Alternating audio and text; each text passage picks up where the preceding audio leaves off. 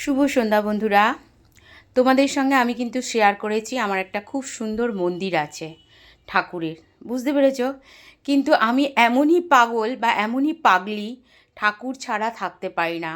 তাই জন্য আমার শোবার ঘরে, যে ঘরে আমি শুই, সেই ঘরে কিন্তু এই ঠাকুরগুলোও রয়েছে, দেখতে পাচ্ছ? এই দেখো রাধাকৃষ্ণর গলায় সোনার মিনে করা লকেট, দেখতে পাচ্ছ? পলা বাঁধানো। আর এই যে তারামার কপালে সোনার টিপ, কারণ আমি আমার ঠাকুরকে সোনার গয়না পরাতে খুব ভালোবাসি। যেটা আমার মন্দিরেও রয়েছে, ভোলে বাবার গলায় সোনার হার, লোকনাথ বাবার গলায় সোনার হার এবং মা লক্ষ্মীর গলায় হীরের লকেট। তো সোনার টিপ আছে লোকনাথ বাবার এবং ভোলে বাবার। তো যাই হোক, সবাইকে যেরম যা পেরেছি দিয়েছি। আর রূপোর জিনিস তো প্রচুরই রয়েছে। আর এই দেখো, এটা রূপোর লক্ষ্মী গণেশ।